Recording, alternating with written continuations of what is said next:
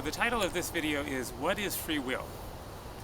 And I think we all sort of understand the basic concept that free will means you're free to choose what you want to do, and along with that means that you will reap the rewards or challenges that come about as a result of the choices that you make in the course of your free will. So that is sort of the basic construct of this universe, as I understand it, is that, you know, God could have set things up so that, you know, here's everything you need. You know, life's going to be fun and blissful, and you don't really have to think about things too much. Just, you know, just go have fun, and all will be pleasant and light and joyous, and you don't need to take responsibility for making, you know, difficult, painful choices, because that isn't going to be an option. You know, God could have set it up differently so everyone just enjoyed themselves and that was all there was to it. But that isn't the way that things were set up. Things were set up so that we could make choices that might not be the best choices, that would lead us away from God, that would be painful and difficult, but in the process we would learn greater lessons. And so that is what we are all living out, is the experience of, you know, the ultimate culmination of our choices throughout our existence, not just in this life, but in, you know, previous lifetimes and maybe before we came to Earth. And so that is one aspect of free will. But also, I want to add to that, the will. I talk in some of my videos about the Right Use of Will series of books by Ciander Rohan. And to some extent this can be some semantics in terms of what does that mean, will, strong will, free will, etc. It's kind of open to interpretation. So this is just one interpretation.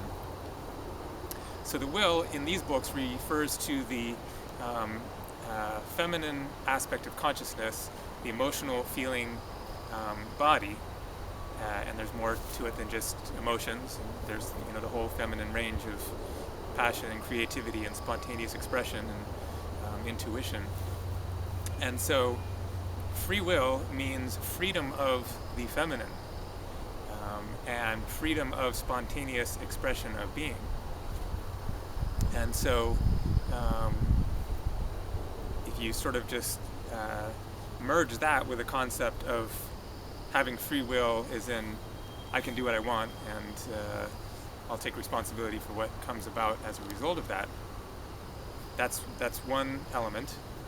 Another is to think of the power of free will in terms of your feminine element, your feelings, your emotions having complete freedom, just to be whatever they are, whenever they are, and that is something that we can't even really conceive of what that would be like, to live in a society where people just express their feelings just as they arose. You know, it would be like babies to a certain extent, or, you know, evolved babies, grown-up adult babies, just you know, you feel angry, express it. You feel happy, express it. You know, whatever.